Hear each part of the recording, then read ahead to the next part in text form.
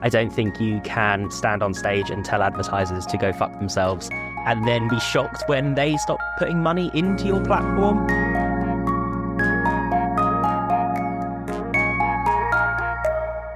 Welcome to 2024 and welcome to the first episode of the new year. I'm your host, Hayden Woods-Williams, and I'm here with our wonderful Brew Digital marketing team and beyond to talk through some pretty cool topics. We're going to be looking at how to get launching your website right, or as close to right as it is possible on the first go. We'll discuss our goods and bads of 2024, or what is to be 2024. And we are also going to talk about how you and your team can beat those January blues. So without any further ado, let's get on with the podcast. I'm Hayden, and this is the Marketers of the Universe podcast.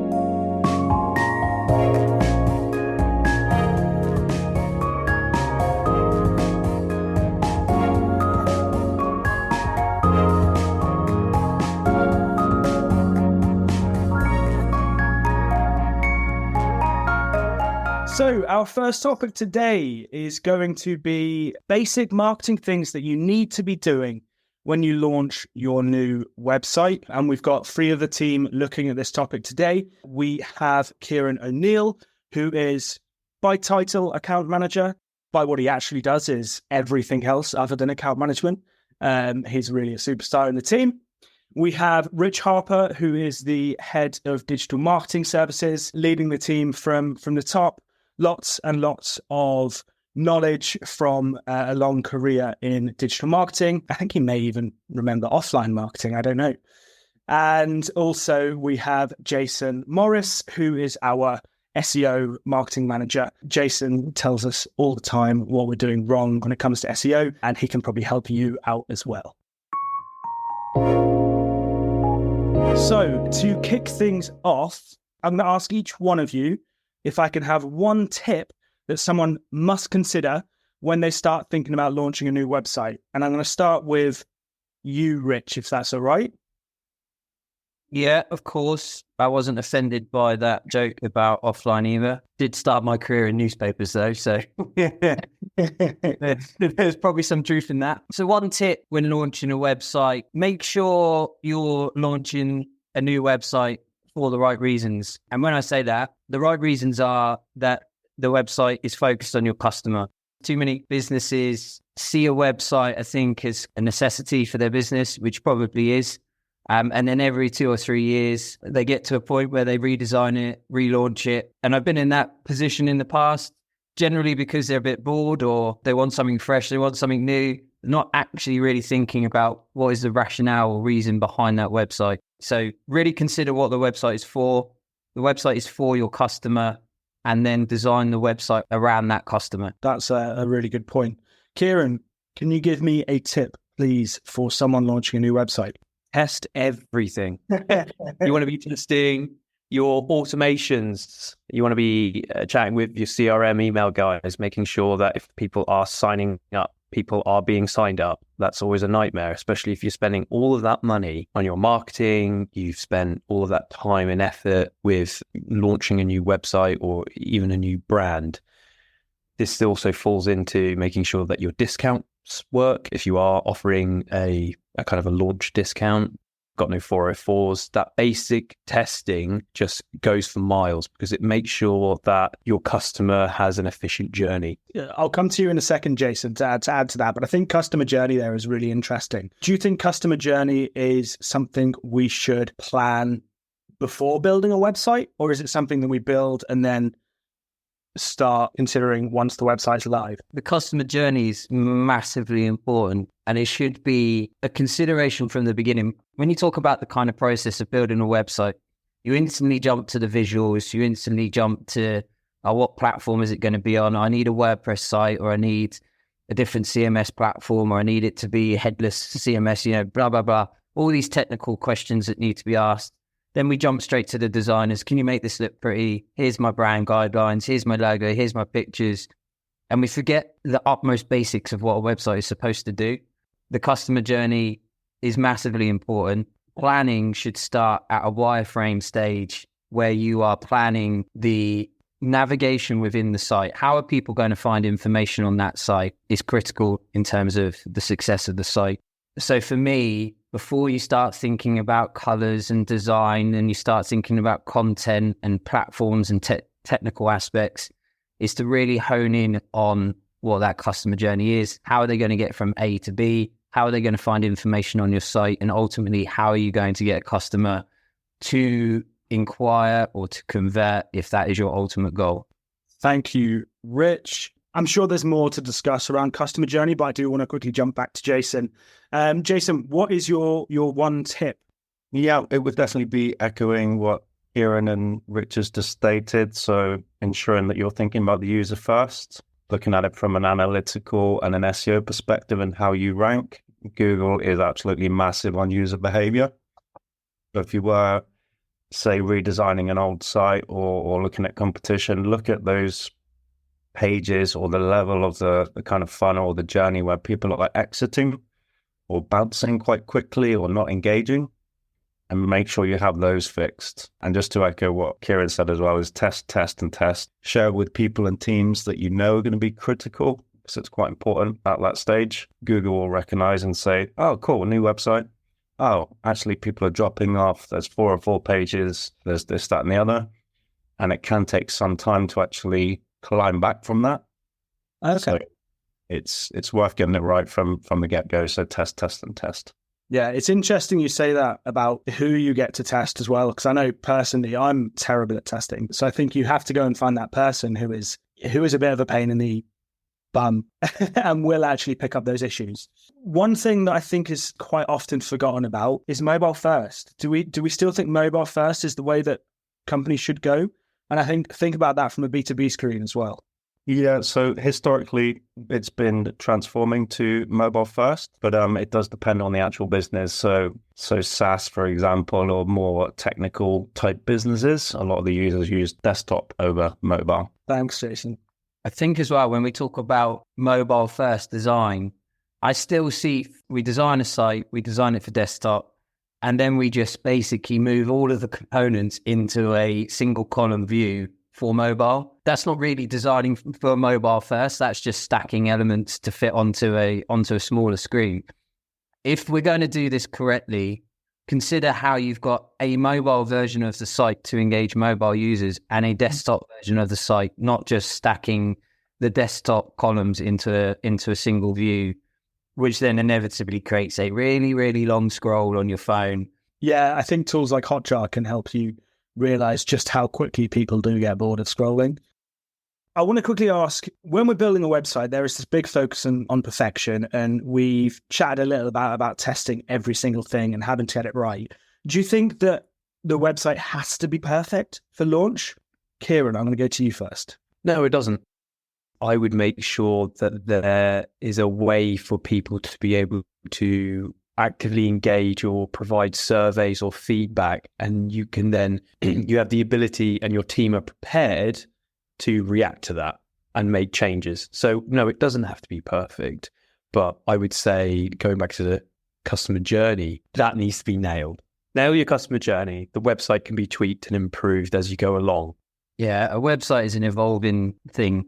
It should never be a static entity that's finished, that's complete. We should always be adding to it. We should all be looking at the analytics. We should be analyzing the performance, seeing where the audiences are dropping off, see where they're not engaged. I was reading an interesting article on Search Engine Land the other day. You know, everyone kind of sees SEO as a dark art or a bit of magic. Google don't actually publish any specific rules that you should follow. Everyone's trialing and testing stuff and publishing articles about what you should do, what you shouldn't do.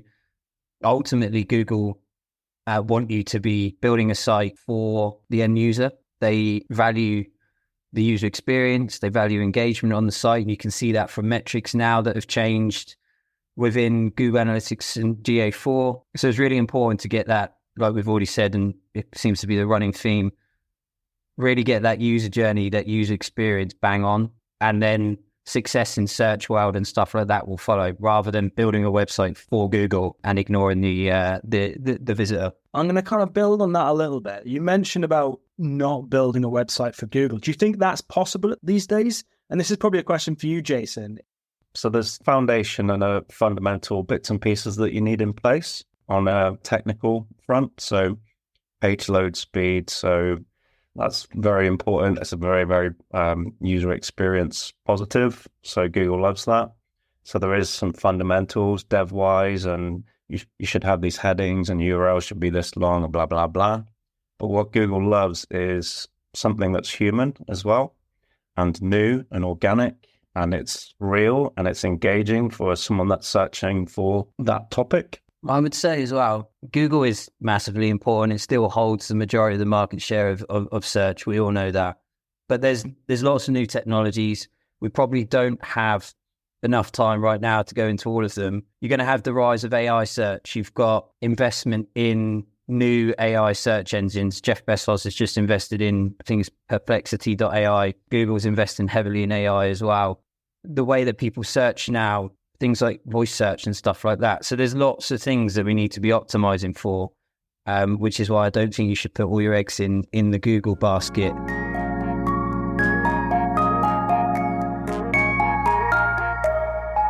Topic 2 is our one good, one bad. It's 2024. What are we going to leave behind, and what are we going to start investing time in this year? I think there's been a bit of a trend of people doing this on social media, so we're probably jumping on the bandwagon. To talk us through their 2024 trends, we have Salfi Noor joining us from our social media team. If there is something to know about social media, the likelihood is Salfi knows it. Nasia Nasera joining from our paid media team. Nasia has been with us now for 2 years and just keeps getting better and better, and that is the best thing that you can do. And we also have our content machine, Tom Innes, who is the one that turns all these podcasts into lots of really useful articles, guides, blogs that you can find on our resource hub. Let's kick off with you, Nasia. Do you want to start with good, or do you want to start with bad? I could start with good. Cool, let's go with good. Your one good for 2024. What are we investing time in this year? Layering intent data to your top of funnel marketing and not just your mid and bottom funnel. For anyone that's tried the old more is more game with leads, I know a lot of marketers could relate to what I say. It's clear that not all leads are worth the cost or the effort. So know when to pull the plug and optimize, and intent data can help be the lever that helps bring some order to a big influx of leads. Knowing where to find promising new prospects, even at the awareness level stage, and who to prioritize can greatly improve your performance. I would say it's definitely a domino effect. The more targeted you approach a lead, the higher the probability they'll take action, the greater your chance of a successful sale. Love that. I feel like I need a buzzer here because I'm going to throw it to Tom and Salfi. Is that an agree or a disagree? I don't know. I don't work in that side of things. I think if Nasia says it, then it must be true because she is amazing at what she does. Salfi? I would say I agree because, yeah, it is something that's actually really, really important. But also it makes me question my own answer later now because Nasia gives such a good tips. Tom, are you going good or are you going bad? I'll follow the trend and go good. I was going to say something really cheesy like, oh, we should invest more time in people to combat the rise in AI. But I'm just going to say, let's spend more time on Threads. I think Threads is going to become a massive platform. Already we've seen a lot of developments being made on Threads, and I'm really excited about their adoption of ActivityPub, which is a whole new social protocol, which means that it will be open to the Fediverse as well, so you aren't quite as locked into Mark Zuckerberg's horrible dystopian vision for the future. Again, opening this up to the floor. Salfi, Nasia, Threads, good, bad? Is it staying? What do we think? For me, it was going to be probably a 50-50 because I feel like it's either going to be really successful or it's not going to be as big, but it has its own niche. I actually haven't used it still, so I am not in a place to comment. Southie, are we starting good or are we going to switch to the bad side? I'm just gonna start with the bad side first, just for fun. I think it's nothing like really serious. I think in terms of just not just at business level, but I think just like individual level as well. Because I've still seen it in 2023 across individual and also business level. I feel like in 2024, I feel like people just don't use boomerang anymore. Like I still see it. It's just sad. That should have been left in like 2018 or whatever.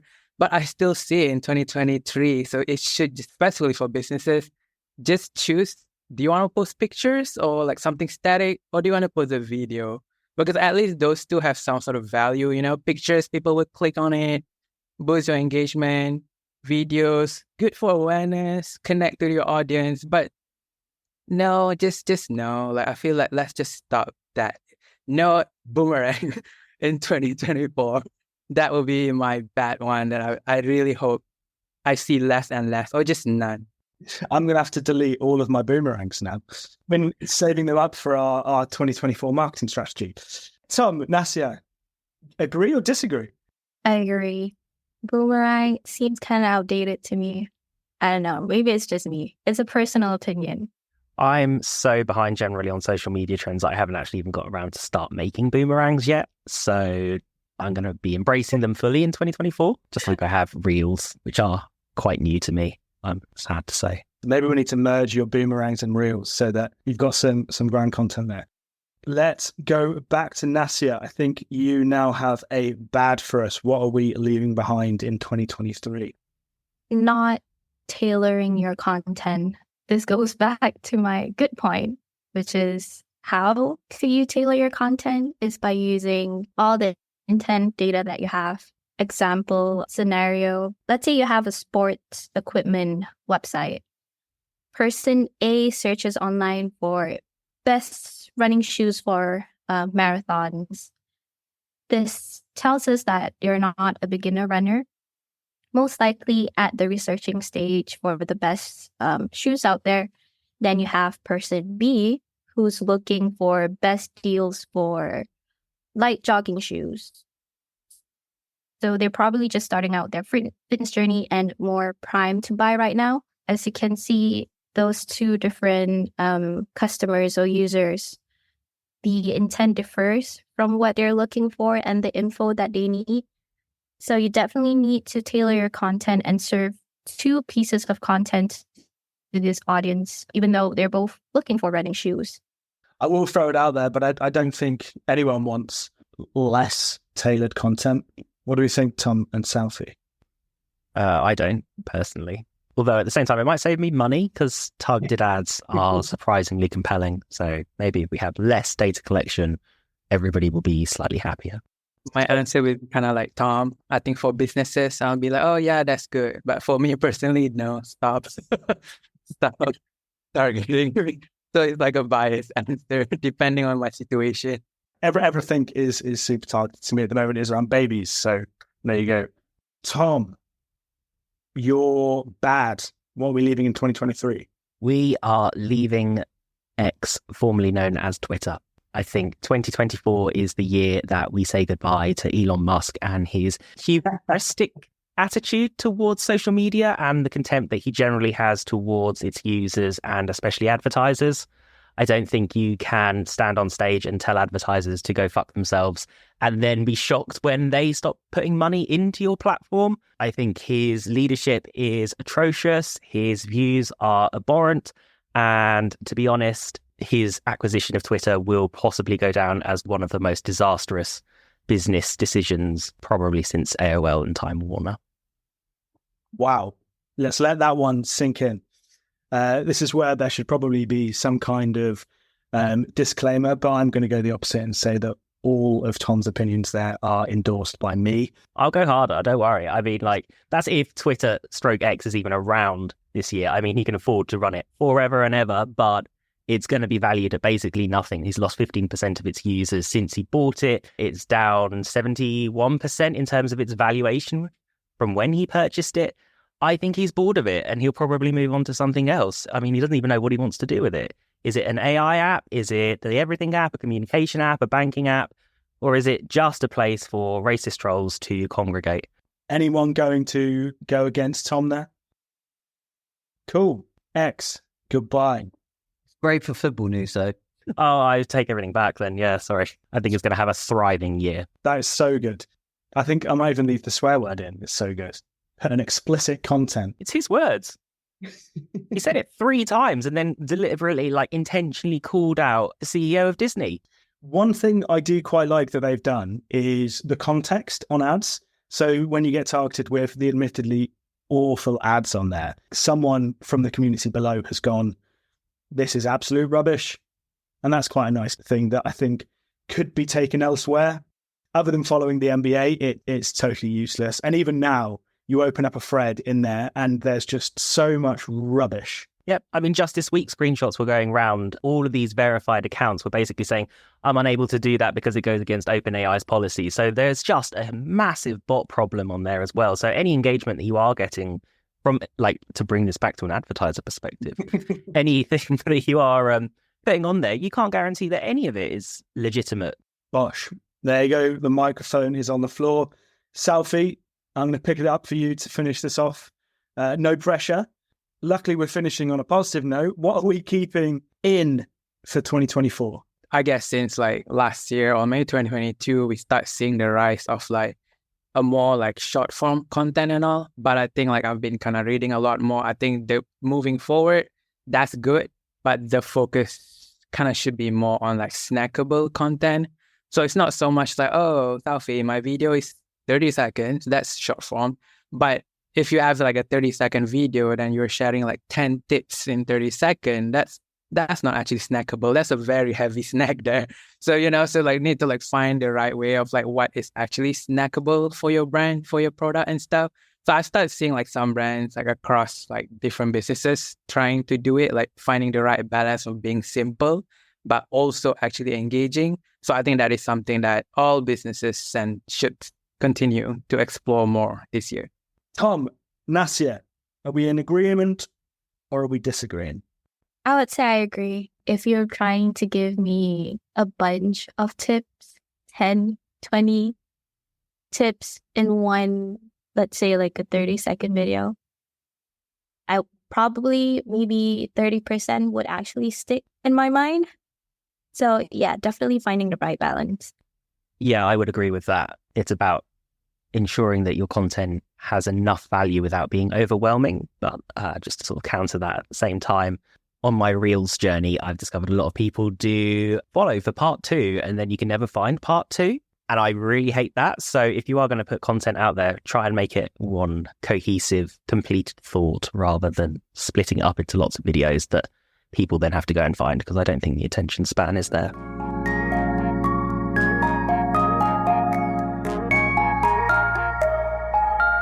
Jumping into our third topic, and this is looking at a marketing campaign or advertising campaign that we have noticed in the recent kind of weeks and months. And we are looking this month on Surreal, who are a cereal company, who are kind of pushing boundaries, and their CBA, its January advertising campaign.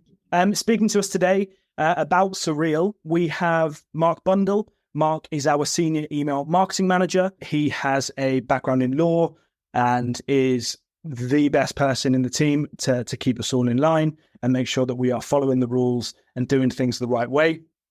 He is the Batman to my Robin, which is always nice. Oh, I'm getting soppy. We also have Rich back from our first topic, our head of digital marketing services. And we have Michele Raffaelli joining us all the way from Italy as well. Michele works in our paid media team as a paid media manager. If we can get him to go off onto some kind of fun tangent, it is always making for the best listening. So I'm hoping for one of those today. So let's kick things off. And let's start with you, Mark. What did you love and hate about this Can't Be Asked It's January campaign from Surreal? Yeah, so love, obviously, the fact it's different. It's not just different from their own normal stuff. It's different from kind of other things we've seen for a while, really. There's like other people have kind of done the lazy campaign. Oasis obviously did it a few years ago, and there's the famous graphic designer one that goes around every couple of months on LinkedIn. Yeah, it's nice to see a bit of a change. Nice to see something a bit semi-original. That, but hey, as you said in the intro, there, I the big one on processes and rules. And I just feel for their quality assurance guy at the agency who had to look at this campaign with typos, with word art, with no brand guidelines, and go, I know it's supposed to, but it's breaking every rule. Oh my God, I want to fix it. So I have some massive sympathy for their QA guy that had to allow it because it's a deliberate mistake. I can imagine there's probably some pretty sad designers looking at it as well. Rich, you have a design background before you started in digital marketing. How does this campaign make you feel as a designer? It makes me cringe a little bit, but also when you think of the creative execution behind it, kind of makes me smile a little bit. When you think about the campaign, and Surreal are pretty good in general, we're talking about one specific campaign here, but if you look across the board, their marketing is quite tongue-in-cheek and it's their brand. But what they do really well, and what I really like about this, is they don't take themselves too seriously. And I've seen stuff online and on social media about people going, oh, this is just a campaign for marketers. It's not going to increase cereal sales and blah, blah, blah. And I'm like, I think you're missing the point slightly in the fact that they're not they don't take themselves too seriously. It's a fun campaign. Marketing doesn't have to be boring.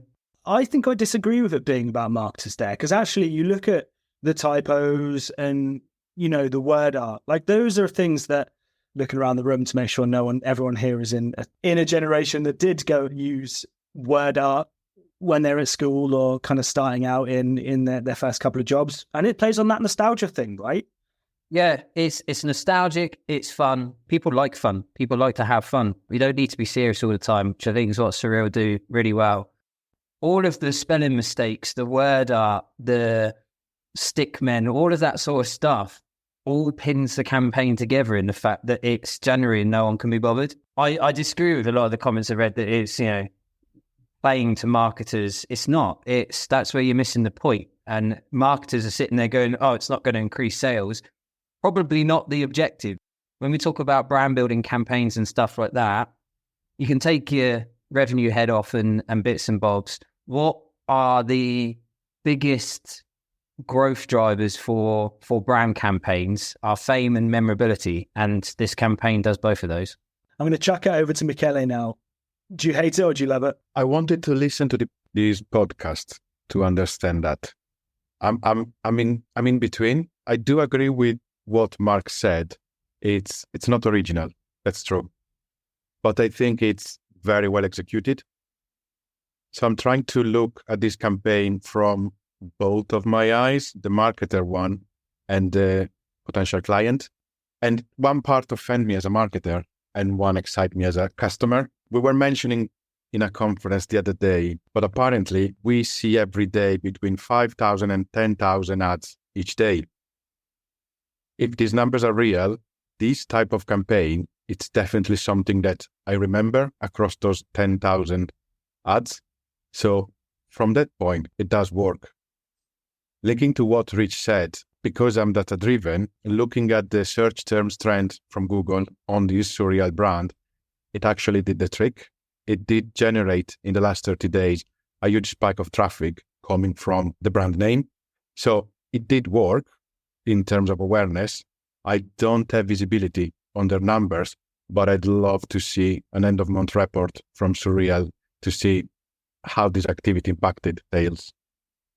With brands, you want to stand out from this splurge of ads. And I think, if I remember, I did go and look up those stats, and I think 5,000 is maybe in a metropolitan US situation. I think in the UK, it's significantly lower. But in the US, obviously, every single thing is the halftime report by so-and-so, or this toilet seat sponsored by X.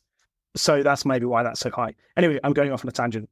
From a brand's point of view, in order to stop that scroll, in order to stand out from this wall of advertisements, is doing something like this better than playing it safe?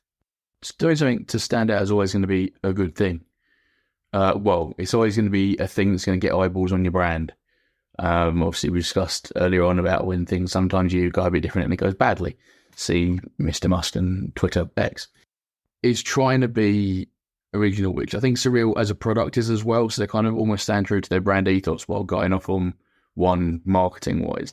So it is nice to see, as you say, the nostalgia kind of factor to it, as well as kind of the humanization of it, I guess. And we've talked before about how it's good to humanize a brand. But like the rainbow gradient font with drop shadow, I mean, like, if you're a certain age and you haven't put that in a presentation for school, just you've not done life properly. When you talk about Hayden, brands need to stand out. I think you need to be conscious of what your long-term brand goals are. So yes, you do need to stand out and you do need to be able to stop the scroll. People need to be able to recall your ad if it's going to be successful. But not every brand is going to be able to pull off the campaign like Surreal have done in terms of being this tongue-in-cheek, being this basic in the sense of stick men and really ignoring all brand guidelines, all brand rules, making a designer turn over, multiple times and have nightmares for the rest of his life. It has to be part of your brand values and long-term brand objectives. And if you look at Surreal, like I say, look across all of their campaigns, look across their brand, they're quite tongue-in-cheek. They don't take themselves seriously. I saw a post on LinkedIn the other day saying Dolly Parton works 9 till 5. What to do when none of your employees can be asked, because on a Friday they finish work at 1. And that's part of their processes and format. But they play on that because it's in their brand. It's in their brand to be playful, to be fun, to be witty. And I think people will look at this brand and there's some learnings that you can take. Yes, you want to create standout, but there's certainly by no means is the lesson from today to go and create something that's completely off the charts in terms of where you are as a brand. If you're a fairly serious B2B brand and you start chucking out witty, funny posts, it probably isn't going to resonate. Do you think that means that it can never sit well for what you stand for? Or do you think it just has to be in line with what you are at the moment? If there's a long-term play to change the perception of what your brand is, then I don't think it's wrong. I think it's when you all of a sudden go, do you know what, we need to do something outrageous, is when you can potentially fall a little bit flat on your face. And just to start trying to wrap this up, what's one takeaway, and Michele, I'm going to start with you, that listeners can learn from this specific campaign? Understand your client. I know we repeated every single topic, every single podcast since the beginning, but you really need to think who's this campaign for. If they did this campaign for marketer, it was a great success because we are here talking about it. I worked in the protein market for more than 5 years, and I can tell you that Q1 is the biggest moment of the year, especially in UK, where everyone comes back after holidays and they just go to the gym. That's a fact. If you do a campaign in January, you don't want to be so smart. You just want to sell the product. Their product is protein cereal. People in England, you say something as protein in it, they would buy it. So just focus on your product and your audience. They should have kept this type of campaign in summer where maybe not so many people would buy protein cereal, but they would have created that awareness that could have joined into Q3 and 4. So just the timing is something that I would have considered in a different way. Big focus on audience and who your customer is. Big focus on timing as well.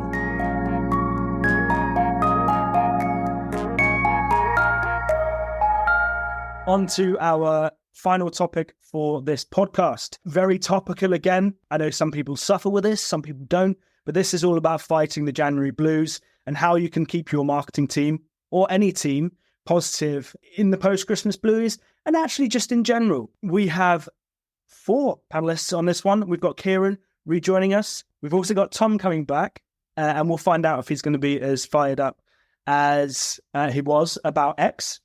We have Mark, the Batman to my Robin. That actually means that he's the grizzly one that does all the work, and I wear bright red spandex and smile a lot. And we have Debbie Gatkutan Jardim to Oliveira, our wonderful senior social media manager. She's a ray of sunshine for the whole of us, and she helps us be the best team that we can be. So just to kick off this topic, Blue Monday was the Monday before we're recording this podcast. And someone please tell me if this is true or not, because I didn't actually have time to go and back up my research. But I think it was originally a marketing ploy to sell something. As a team, how are you finding the mood is following December that is always pretty disruptive? Debbie, let's start with you. First of all, context is that I'm from a very sunny place called the Philippines. So winter months is just tough in general. And it is true that everyone does the dip after the holiday season. One, because of the weather. Two, because less social interactions. And number three, you just see your bank account and it's empty. So I get it. Yeah, I am feeling it, Hayden. So, which is why I've put myself against this topic. How about you, Mark? First off, you're right. Blue Monday is a marketing thing. It was designed to sell holidays. It was put together a few years ago to try and sell package holidays. And Debbie saying she's down. That means I might have to try and be one of the chirpy people on this topic, which is just unnatural. I think it's a tough start to the year. There was an awful lot obviously going on in the world generally, which I'm not going to talk about. But it makes the last few years, I think, it's been hard for everyone. And then with, at least in the Northern Hemisphere, the weather being the grim way it is, keeping everyone kind of upbeat and chirpy and cheerful it's tough at the moment. We'll get onto it in a minute about kind of being human, but understanding that context around not just what's happening in someone's personal life or at work, but actually the context of the whole world is such a big thing to think about when you think about keeping people happy. Tom, talk to me.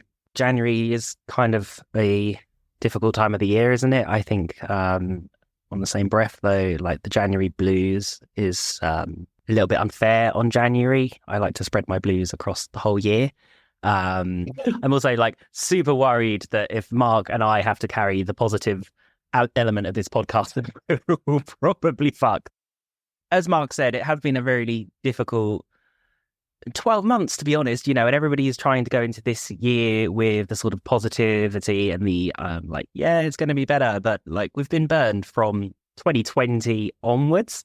Let's just try and go a little bit more cautiously into this year and just try and, make it through. This is where I'll try and be my normal, relentless, positive self to try and bring some of the energy up. Kieran, what are you feeling? I mean, I echo everything that's been just said. I think a big word is authenticity in January, which sounds a bit Instagram wellness, but what I mean by that is just having real conversations. And the reason why I say that is because it's important to be having conversations with your team, but they have to be authentic. They can't just feel it. It is authentic. You care for your staff, your team, and what they're going through. Because we're all maybe a few people who do love January, but personally for me, it's rough as guts. It's just awful. I am someone who loves the sun, and January just drags for me. So it's good to have just real conversations with people because that actually brings a smile to my face. It's such an interesting topic, this one, because while it doesn't directly impact marketing, actually impacts every single person, and how you are in January and throughout the whole year is how you build a really high performing team. How do you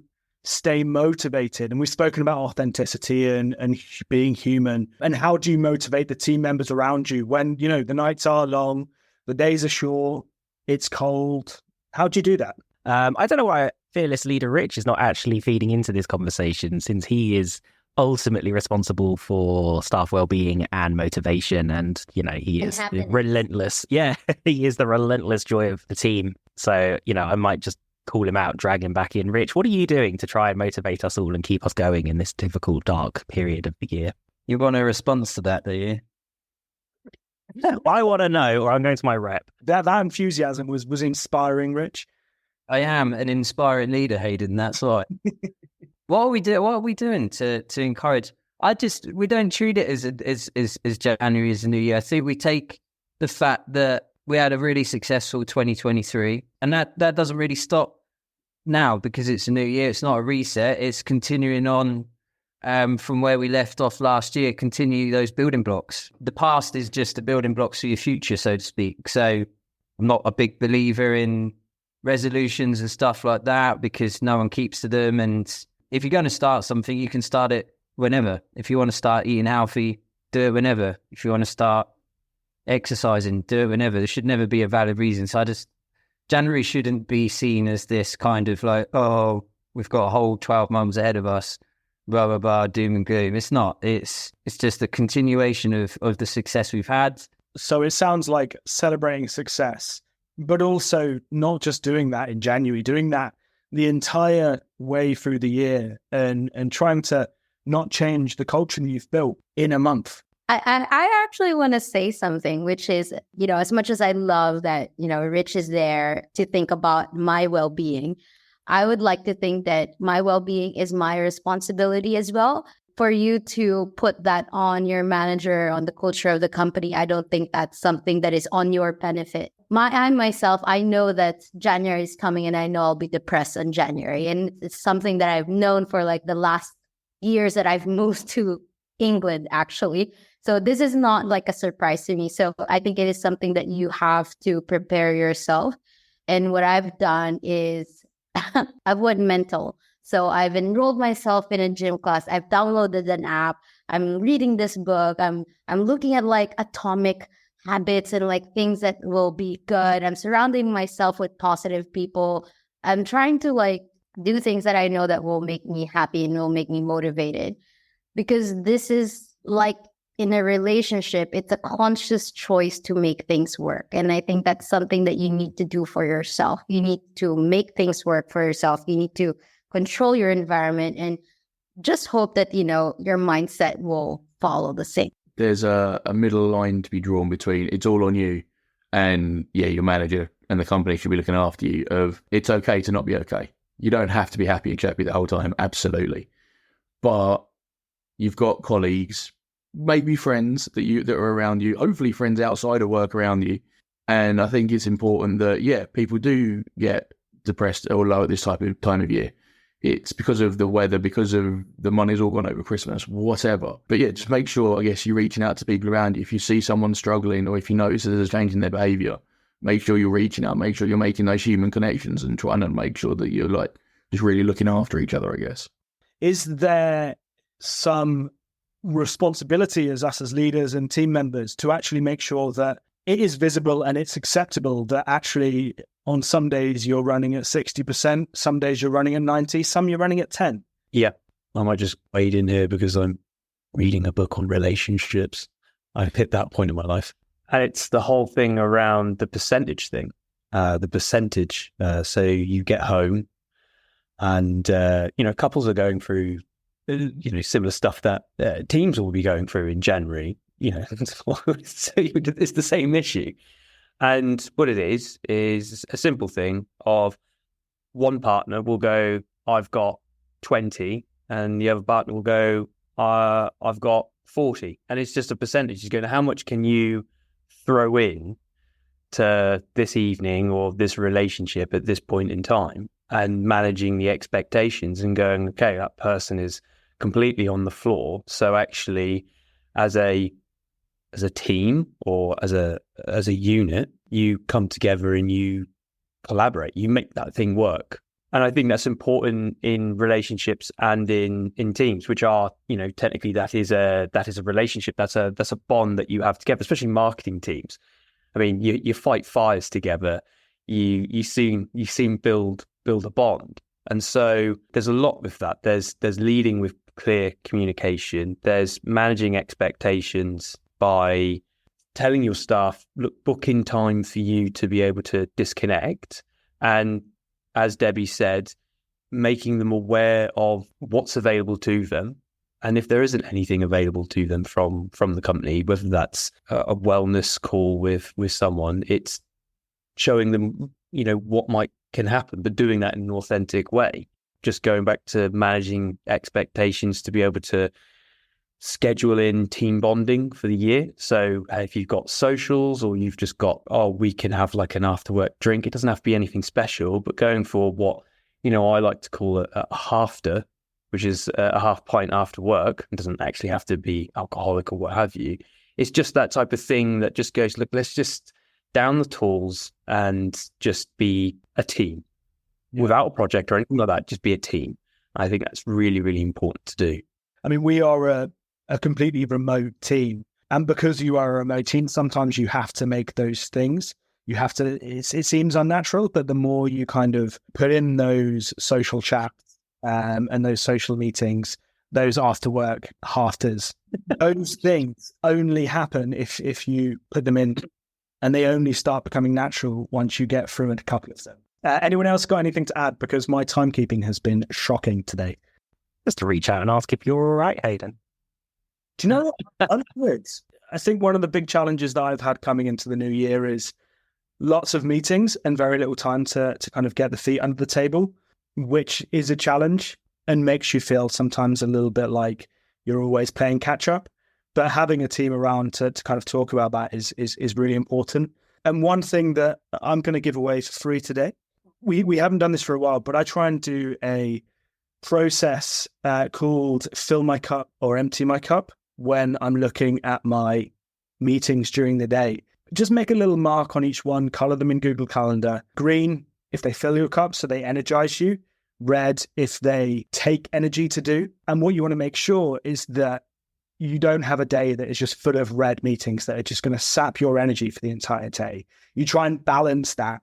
And that's where we'll leave that today.